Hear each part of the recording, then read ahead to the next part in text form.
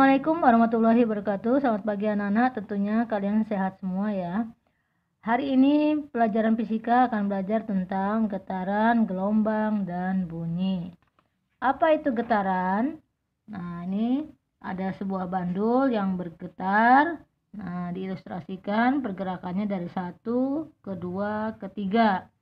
Sehingga getaran bisa didefinisikan sebagai gerak bolak-balik secara berkala melalui suatu titik keseimbangan. Titik keseimbangan yang mana? Titik keseimbangannya itu di titik 2. Titik keseimbangan selalu mengarah ke arah pusat bumi. Beberapa contoh getaran dalam kehidupan sehari-hari ini bisa kalian lihat. Ada sinar gitar yang dipetik, bandul jam dinding yang sedang bergoyang, ayunan anak-anak yang sedang dimainkan, misar plastik yang dijepit, kemudian ditarik salah satu ujungnya, dilepaskan, dia akan bergetar. Pegas yang diberi beban. Nah, ini salah satu contohnya. Kemudian dalam getaran ada yang harus dihitung, diantaranya ada periode dan frekuensi getaran. Sebelum menghitung periode dan frekuensi, kalian harus tahu dulu apa itu amplitudo. Amplitudo adalah simpangan yang terbesar dihitung dari kedudukan seimbang. Nah, ini kalau pada gambar bandul dari titik C ke A ke B. Amplitudonya yang mana? Amplitudonya adalah dari titik C ke A atau dari A ke B. Kemudian periode getaran. Apa itu sih periode getaran? Periode getaran adalah waktu yang digunakan dalam satu getar. Satu getar disimbolkan periode getaran itu dengan huruf T besar. Periode getaran tidak tergantung pada amplitudo. Kemudian frekuensi. Frekuensi getaran adalah jumlah getaran yang dilakukan oleh suatu sistem dalam satu detik. Nah, bisa dirumuskan F sama dengan N per T. N itu banyaknya getaran, T itu waktu. Rumus hubungan antara periode dan frekuensi getaran ditulis rumusnya F sama dengan 1 per T, 1 per periode, atau T sama dengan 1 per F. Atau ditulis juga frekuensi itu rumusnya N dibagi T. N itu banyaknya getaran dibagi waktu. Dengan periode itu T dibagi N, waktu dibagi banyaknya getaran. Frekuensi getaran satuannya dalam seperdetik atau Hz, sedangkan periode satuannya dalam second.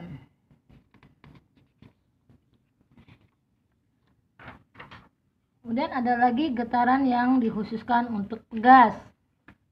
Kalian sudah pernah belajar gas kemarin pada bab elastisitas. Dia berlaku hukum Hooke F sama dengan min K kali X. Pada pegas juga kalau diberi beban, dilepaskan, dia akan bergetar. Gerakannya akan bolak-balik.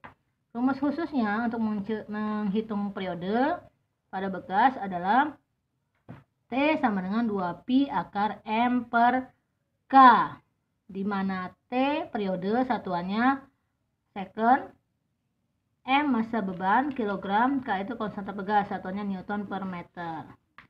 Kalau dibalik, F sama dengan 1/2pi akar K per M. Kemudian menghitung periode pada bandul. Bandul juga termasuk salah satu contoh benda yang bergetar. Rumusnya untuk bandul T sama dengan 2pi akar L per G. Atau menghitung frekuensi 1/2pi akar G per L. L itu panjang tali satuannya meter, T itu periode satuannya detik, G percepatan gravitasi meter per second kuadrat. Gravitasi bumi itu nanti nilainya pakai 10. Ini ada contoh soal tentang getaran. Bisa kalian lihat. Benda bergetar sebanyak 50 kali selama 15 second. Hitunglah frekuensi dan periodenya. Nah, ini cara penyelesaiannya ditulis diketahui N-nya 60, T-nya 15 second. Yang ditanya F dan T. Berarti F sama dengan N dibagi T, 60 dibagi 15 sama dengan 4 Hz, frekuensinya 4 Hz, periodenya dibalik 15 dibagi 60 sama dengan 0,25 second. Lanjut untuk contoh soal yang kedua. Ini ada contoh soal lagi yang kedua. Sebuah benda bermassa 400 kg ditopang dengan pegas memiliki konstanta pegas 50 Newton per meter. Kemudian digetarkan, hitunglah periodenya. Nah, ini kamu tulis masanya 400 gram. 400 gram. Maaf, salah. Ada yang kesalahan. Nah, ini menghitungnya, periodenya untuk soal ini karena pegas, T sama dengan 2pi akar M per K ya. Ini contoh soalnya. Nah, ini cara menjawabnya seperti ini. Oke, bisa kalian pelajari. Lanjut, kita masuk ke gelombang. Gelombang ini ada gambar air laut. Nah, apabila ada angin yang kencang, maka nanti ada ombak yang terbentuk. Nah, ombak itulah yang kita sebut dengan gelombang. Apa sih itu gelombang? Gelombang yang terjadi itu karena adanya usikan yang merambat atau getaran yang merambat. Dalam gelombang yang terjadi rambatannya itu adalah hanya pemindahan energinya tanpa diikuti pemindahan massa medium. Jadi gelombang itu adalah gerakan yang merambat, getaran yang merambat atau usikan yang merambat. Nah, ini nanti pembagian gelombang berdasarkan mediumnya, ada gelombang mekanik, ada gelombang elektromagnetik. Nah, ini salah satu contoh gelombang mekanik, yaitu gelombang yang memerlukan medium. Contohnya ada gelombang pada tali yang digetarkan. Pada ujung tali diikat pada kursi, kemudian salah satu ujung yang lainnya digetarkan ke atas ke bawah, maka akan terbentuk pola seperti itu. Ada puncak, ada lembah. Nah, ini pembagian gelombang berdasarkan mediumnya. Ada gelombang mekanik, ada gelombang elektromagnetik. Gelombang mekanik adalah gelombang yang memerlukan medium, contohnya gelombang pada tali, gelombang bunyi, gelombang pada permukaan air. Sedangkan gelombang elektromagnetik adalah gelombang yang tidak memerlukan medium, contohnya gelombang cahaya, gelombang radio, sinar X dan sinar gamma. Kemudian pembagian gelombang berdasarkan arah getarnya nanti ada dua, ada transversal dan longitudinal.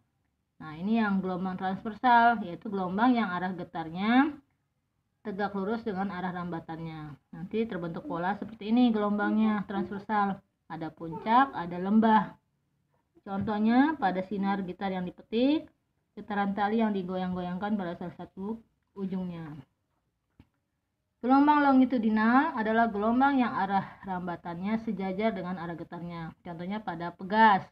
Pegas apabila digerakkan ke kiri ke kanan seperti ini, nanti ada terbentuk rapatan dan regangan. Nah, ini bentuk dari gelombang longitudinal. Nah, ini contohnya gelombang pada bunyi ya, longitudinal. Nah, ini gelombang bunyi di udara. Kemudian pada gelombang nanti ada yang dihitung sama seperti getaran. Ada selain frekuensi dan periode, ada juga yang namanya panjang gelombang. Apa sih itu panjang gelombang? Panjang gelombang itu adalah panjang satu gelombang sama dengan jarak yang ditempuh dalam waktu satu periode. Nah, ini penggambaran panjang gelombang pada gelombang transversal.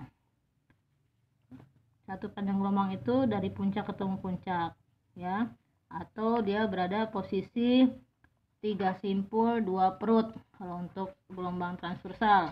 Sedangkan untuk gelombang longitudinal, panjang gelombangnya itu terdiri dari dua rapatan satu regangan atau dua regangan satu rapatan ya. Untuk satu gelombang longitudinal itu terdiri dari dua rapatan satu regangan atau dua regangan satu rapatan. Kemudian nanti ada lagi yang mau dihitung, namanya cepat lambat gelombang. Apa itu cepat lambat gelombang? Yaitu jarak yang ditempuh oleh gelombang dalam 1 second. Rumusnya ditulis V sama dengan lambda dikali F. Lambda itu panjang gelombang, F itu frekuensi. Dari sini rumusnya bisa dirubah untuk mencari panjang gelombang. Lambda sama dengan V dikali T, atau lambda sama V dibagi F. Keterangannya, lambda itu panjang gelombang, satuannya meter, kecepatan itu simbolnya V, satuannya meter per second, T periode, satuannya second, F frekuensi, satuannya hertz. Nah, ini ada contoh soal untuk gelombang. Sebuah pemancar memiliki frekuensi 110 Hz dengan panjang gelombang 100 cm. Tentukan cepat lambat gelombangnya. Nah, diketahui F-nya 110, lambdanya 100 cm dirubah ke meter menjadi 1. Hitunglah V-nya.